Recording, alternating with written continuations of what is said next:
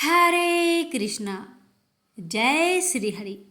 प्रेम से बोलिए विष्णु भगवान जी की जय।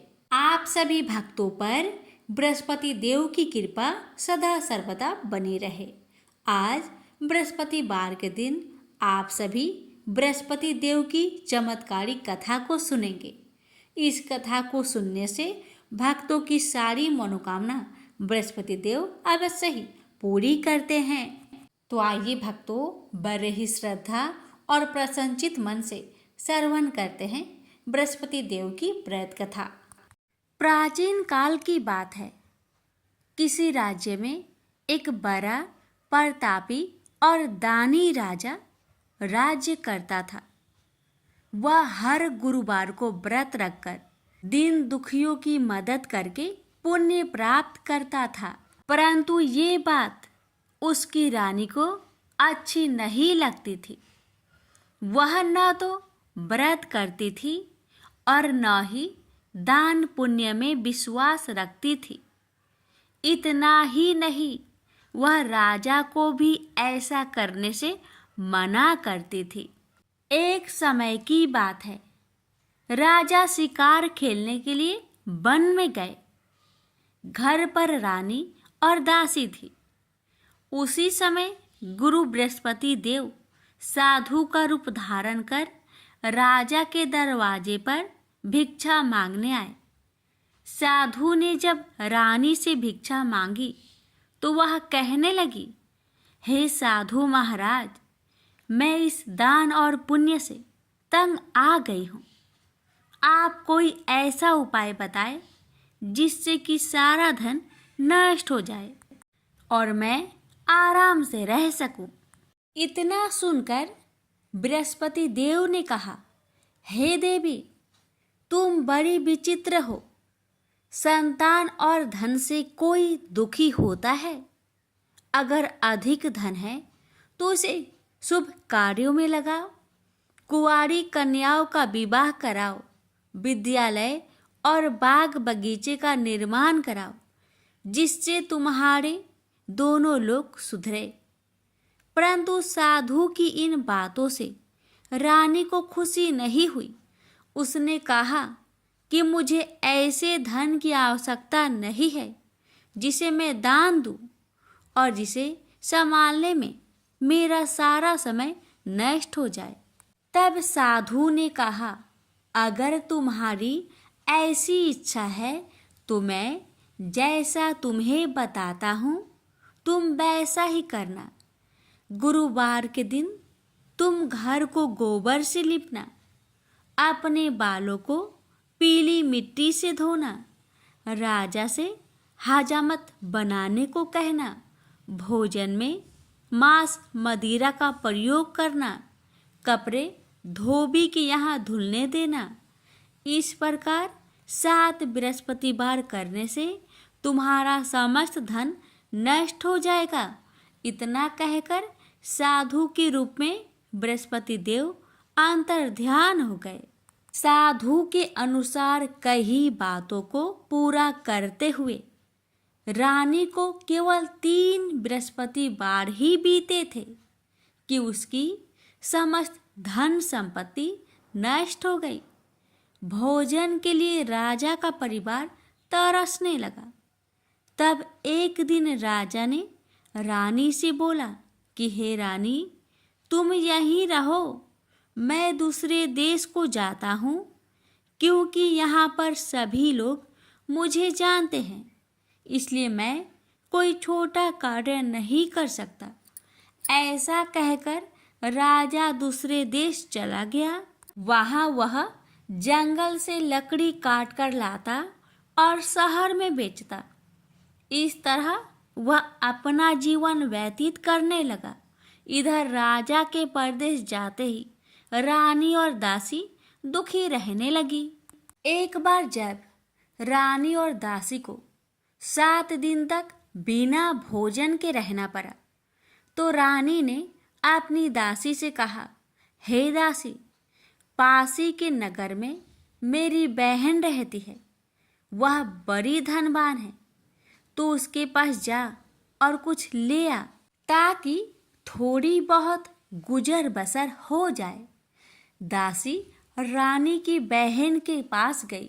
उस दिन गुरुवार था और रानी की बहन उस समय बृहस्पतिवार व्रत की कथा सुन रही थी।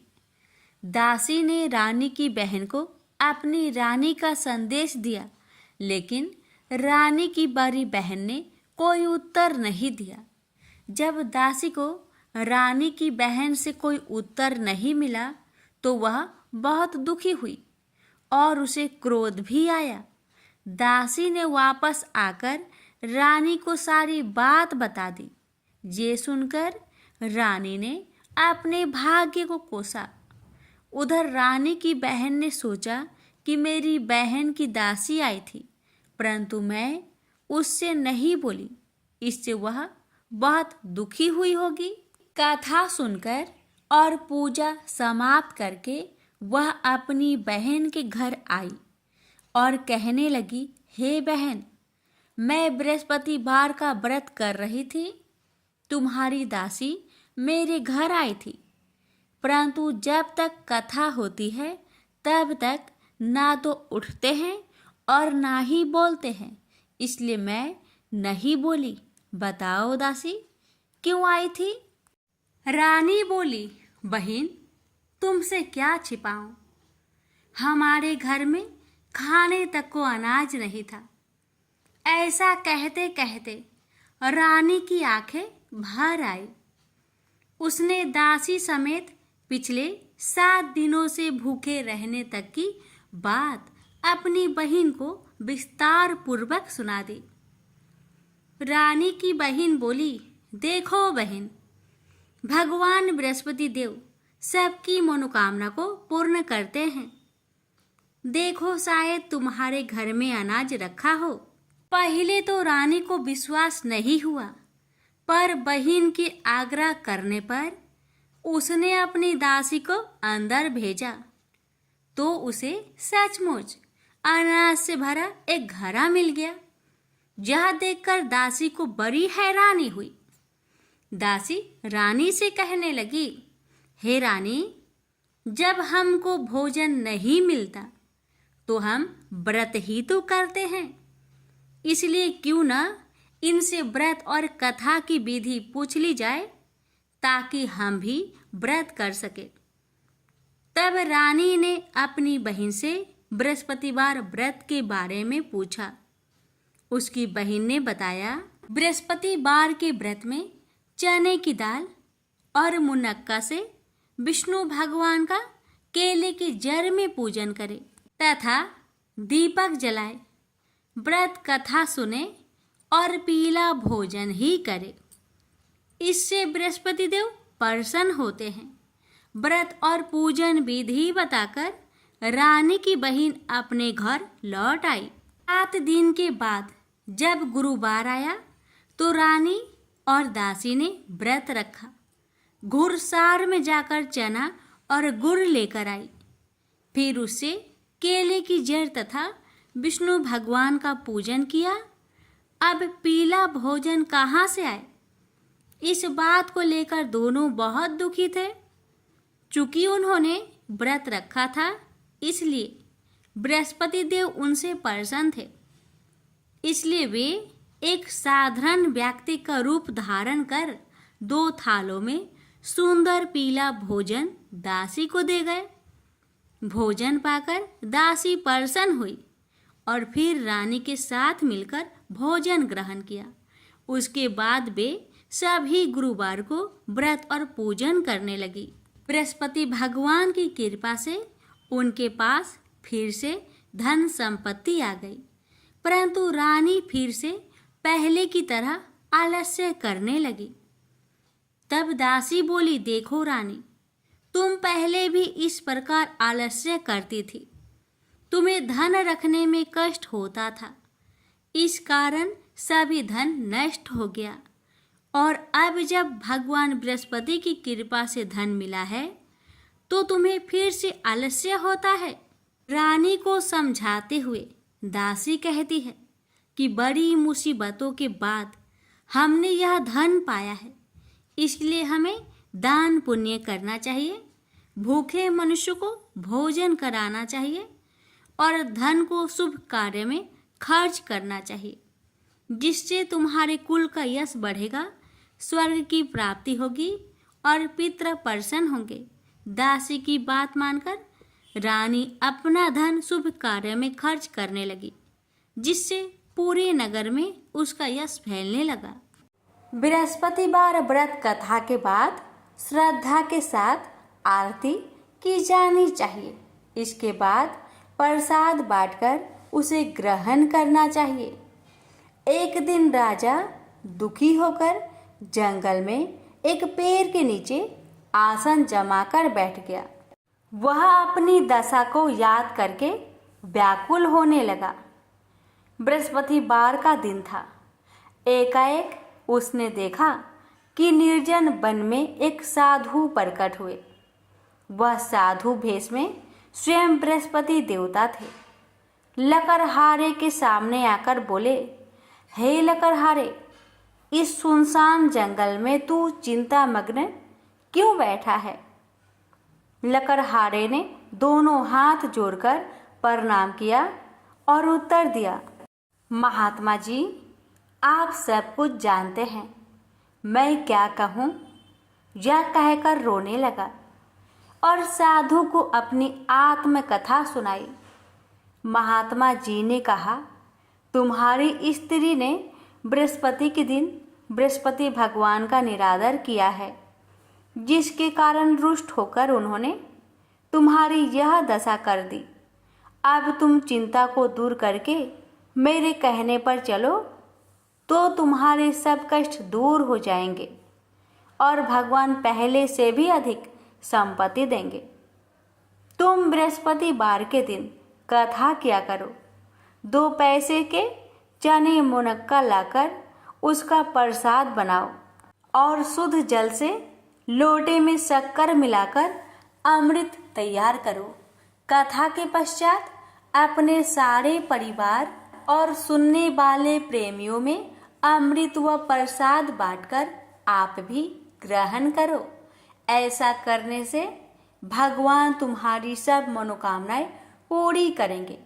साधु के ऐसे वचन सुनकर लकड़हारा बोला, हे प्रभु, मुझे लकड़ी बेचकर इतना पैसा नहीं मिलता जिससे भोजन के उपरांत कुछ बचा सकूं।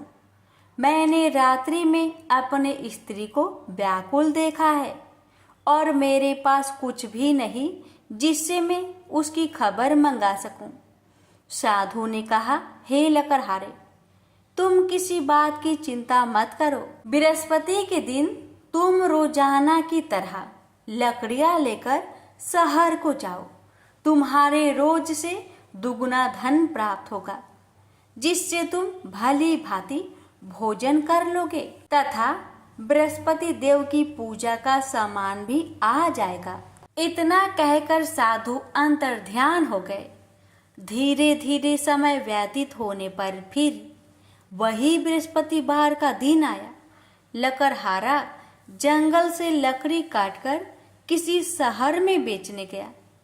उसे उस दिन और दिन से अधिक पैसा मिला।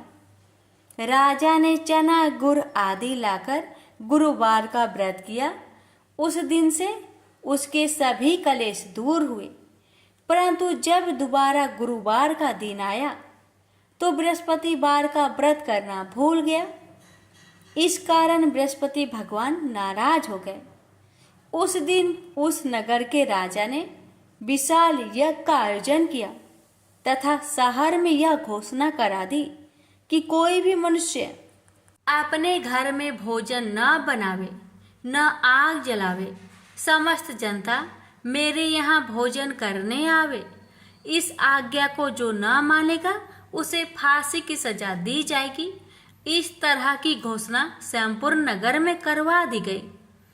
राजा की आज्ञा अनुसार शहर के सभी लोग भोजन करने गए, लेकिन लकड़हारा कुछ देर से पहुंचा, इसलिए राजा उसको अपने साथ घर लिवा ले गए और ले जाकर भोजन करा रहे थे तो रानी की दृष्टि उस खूंटी पर पड़ी जिस पर उसका हार लटका हुआ था वह वहां पर दिखाई नहीं दिया।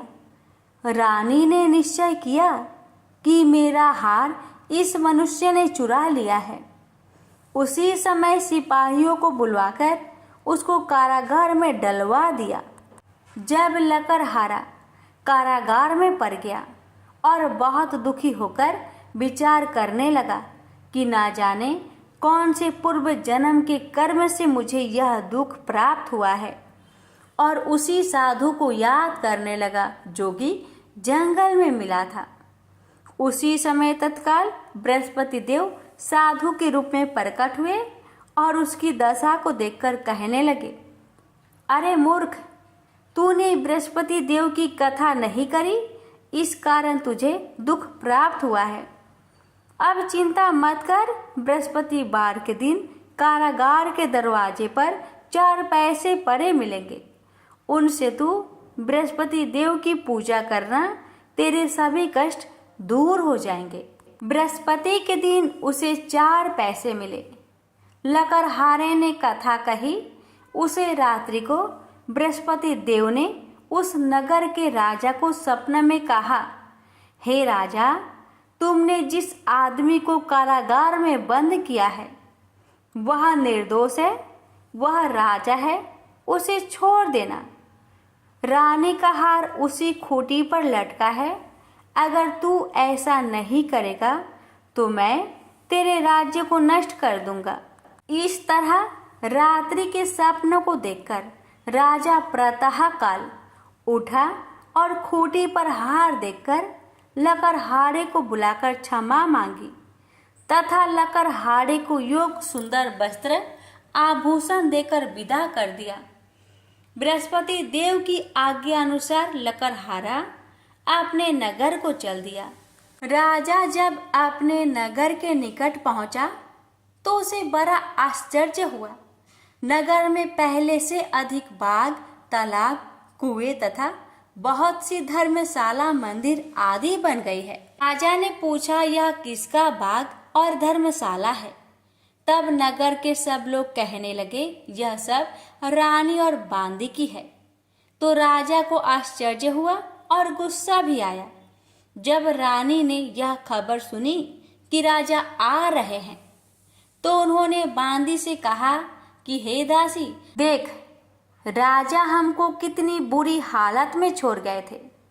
हमारी ऐसी हालत देखकर वह लौट न जाए, इसलिए तू दरवाजे पर खड़ी हो जा। आज्ञा अनुसार दासी दरवाजे पर खड़ी हो गई। राजा आए तो उन्हें अपने साथ लिवा लाई। तब राजा ने क्रोध करके अपनी रानी से पूछा कि यह धन तुम्हें कैसे प्राप्त हुआ? तब उन्होंने कहा, हमें यह सब धन बृहस्पति देव के इस व्रत के प्रभाव से प्राप्त हुआ है। राजा ने निश्चय किया कि 7 रोज बाद तो सभी बृहस्पति देव का पूजन करते हैं, परंतु मैं प्रतिदिन दिन में 3 बार कहानी तथा रोज व्रत किया करूंगा। अब हर समय राजा ने दुपट्टे में चने की दाल बांधी रहती तथा दिन में 3 बार कहानी कहता। एक रोज राजा ने विचार किया कि चलो अपनी बहन के यहाँ हो आवे। इस तरह निश्चय कर राजा घोड़े पर सवार हो अपनी बहन के यहाँ को चलने लगा। मार्ग में उसने देखा कि कुछ आदमी एक मुर्दे को लिए जा रहे हैं।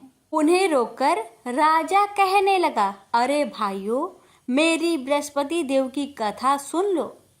वे बोले, लो, हमारा तो आदमी मर गया है, इसको अपनी कथा की परी है। परंतु कुछ आदमी बोले, अच्छा कहो, हम तुम्हारी कथा भी सुनेंगे। राजा ने दाल निकाली और जब कथा आधी हुई थी कि मुर्दा हिलने लग गया, और जब कथा समाप्त हो गई तो राम राम करके मनुष्य उठकर खड़ा हो गया। आगे मार्ग में उसे एक किसान खेत में हल चलाता मिला। राजा ने उसे देख और उससे बोले, अरे भैया, तुम मेरी बृहस्पतिवार की कथा सुन लो। किसान बोला, जब तक मैं तेरी कथा सुनूंगा तब तक 4 हरैया जोत लूंगा। जा अपनी कथा किसी और को सुनाना। इस तरह राजा आगे चलने लगा। राजा के हटते ही बैल पछाड़ खाकर गिर गए तथा किसान के पेट में बड़ी जोर का दर्द होने लगा। उस समय उसकी माँ रोटी लेकर आई। उसने जब यह देखा तो अपने पुत्र से सब हाल पूछा और बेटे ने भी सभी हाल कह दिया। तो बुढ़िया दौड़ी दौड़ी उस घोड़ सवार के पास गई और उससे बोली कि मैं तेरी कथा सुनूंगी, तू अपनी कथा मेरे खेत पर चलकर ही कहना। राजा ने बुढ़िया के खेत पर जाकर कथा कही। इसके सुनते ही वह बैल उठ खड़ा हुई तथा किसान के पेट का दर्द भी बंद हो गया। राजा अपनी बहन के घर पहुंचा। बहन ने भाई की खूब मेहमानी की। दूसरे रोज प्रातःकाल राजा जागा तो वह देखने लगा कि सब लोग भोजन कर रहे हैं। राजा ने अपनी बहन से कहा, ऐसा कोई मनुष्य है जिसने भोजन नहीं किया हो? मेरी बृहस्पतिवार की कथा सुन ले। बहन बोली, हे भैया, यह देश ऐसा ही है कि पहले यहाँ लोग भोजन करते हैं, बाद में अन्य काम करते हैं। अगर कोई पड़ोस में हो तो देख आऊं।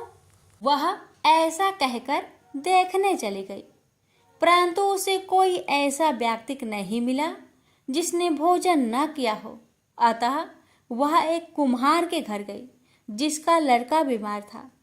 उसे मालूम हुआ कि उनके यहाँ 3 रोज से किसी ने भोजन नहीं किया है। रानी ने अपने भाई की कथा सुनने के लिए कुम्हार से कहा। वह तैयार हो गया। राजा ने जाकर बृहस्पतिवार की कथा कही, जिसको सुनकर उसका लड़का ठीक हो गया। अब तो राजा की प्रशंसा होने लगी। एक रोज राजा ने अपनी बहन से कहा कि हे बहन, हम अपने घर को जाएंगे, तुम भी तैयार हो जाओ। राजा की बहन ने अपनी सास से कहा। सास ने कहा, हाँ चली जा, परंतु अपने लड़कों को मत ले जाना, क्योंकि तेरे भाई के कोई औलाद नहीं है। बहन ने अपने भैया से कहा, हे भैया, मैं तो चलूंगी पर कोई बालक नहीं जाएगा। राजा बोला, जब कोई बालक नहीं चलेगा तब तुम ही क्या करोगी? बड़े दुखी मन से राजा अपने नगर को लौट आया। राजा ने अपनी रानी से कहा, हम निरवंशी है, हमारा मुंह देखने का धर्म नहीं है और कुछ भोजन आदि नहीं किया। रानी बोली, हे प्रभु, बृहस्पति देव ने हमें सब कुछ दिया है, वह हमें औलाद अवश्य देंगे। उसी रात को बृहस्पति देव ने राजा से सपने में कहा, हे राजा, उठ, सभी सोच त्याग दे, तेरी रानी गर्भ से है। राजा को यह बात सुनकर बड़ी खुशी हुई। 9वें महीने में उसके गर्भ से एक सुंदर पुत्र पैदा हुआ। तब राजा बोला, हे रानी, स्त्री बिना भोजन के रह सकती है, पर बिना कहे नहीं रह सकती। जब मेरी बहन आवे तुम उससे कुछ मत कहना। रानी ने सुनकर हाँ कर दिया। जब राजा की बहन ने यह शुभ समाचार सुना तो वह बहुत खुश हुई तथा बधाई लेकर अपने भाई के यहाँ आई। तभी रानी ने कहा, घोड़ा चढ़कर तो नहीं आई, गधा चढ़ी आई। राजा की बहन बोली, भाभी, मैं इस प्रकार न कहती तो तुम्हें औलाद कैसे मिलती? बृहस्पति देव ऐसे ही हैं, जैसी जिसके मन में कामनाएं हैं सभी को पूर्ण करते हैं। जो सदा भावना पूर्वक बृहस्पतिवार का व्रत करता है एवं कथा पढ़ता अथवा सुनता है, दूसरों को सुनाता है, बृहस्पति देव उसकी सभी मनोकामना पूर्ण करते हैं। तो प्रेम से बोलिए, बृहस्पति भगवान की जय हो। अब आइए श्रवण करें विष्णु सहस्त्रनाम पाठ। विष्णु सहस्त्रनाम का पाठ पढ़ने अथवा सुनने से समस्त मनोकामना पूर्ण हो जाती है। घर में धन्य धान्य सुख संपदा बनी रहती है। यदि आप विष्णु सहस्त्रनाम स्रोत यानी श्री हरि के 1000 नामों और उनकी महिमा को पढ़ने में असमर्थ है तो मात्र एक श्लोक से ही इस पाठ का पुण्य प्राप्त किया जा सकता है। वो श्लोक इस प्रकार है।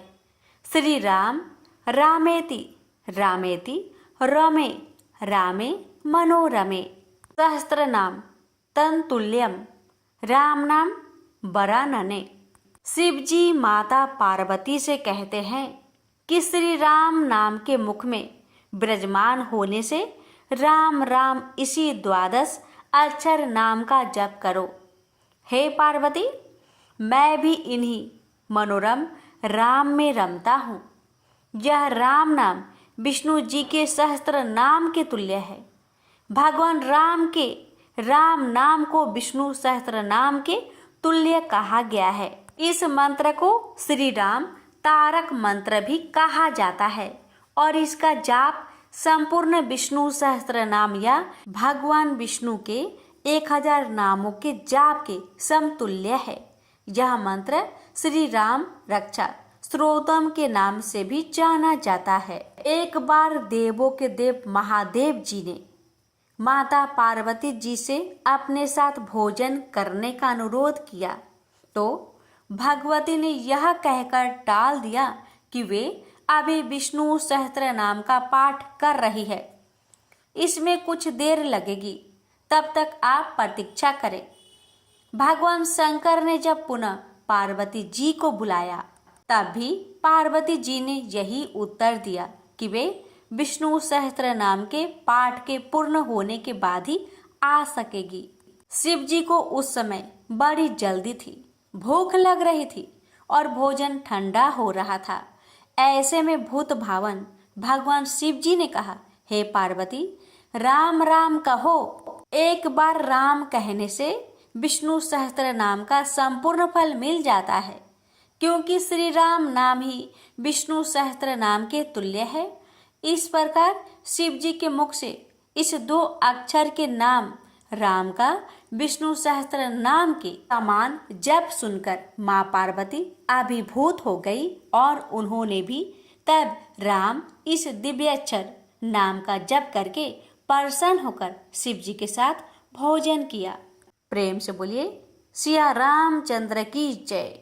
हर हर महादेव, माता पार्वती की जय, लक्ष्मी नारायण की जय। श्रवण करें बृहस्पतिवार व्रत की आरती। जय बृहस्पति देवा, ओम जय बृहस्पति देवा, छिन छिन भोग लगाऊं कदली फल मेवा। ओम जय बृहस्पति देवा, जय बृहस्पति देवा, तुम पूर्ण परमात्मा, तुम अंतर्यामी, जगत पिता जगदीश्वर, तुम सबके स्वामी। ओम जय बृहस्पति देवा, जय बृहस्पति देवा, चरणामृत निज निर्मल, सब पातक हरता, सकल मनोरथ दायक, कृपा करो भरता। ओम जय बृहस्पति देवा, जय बृहस्पति देवा, तन मन धन अर्पण कर जो जन शरण परे, प्रभु प्रकट तब होकर आकर द्वार खरे। ओम जय बृहस्पति देवा, जय बृहस्पति देवा, दीन दयाल दयानिधि, भक्तन हितकारी, पाप दोष सब हरता, भव बंधन हारी। ओम जय बृहस्पति देवा, जय बृहस्पति देवा, सकल मनोरथे दायके, सब संचय हारो, विषय विकार मिटाओ, संतन सुखकारी। ओम जय बृहस्पति देवा, जय बृहस्पति देवा, जो कोई आरती तेरी प्रेम सहित गावे, जेठानंद आनंद कर सो निश्चय पावे। ओम जय बृहस्पति देवा, जय बृहस्पति देवा, प्रेम से बोलिए बृहस्पति भगवान की जय।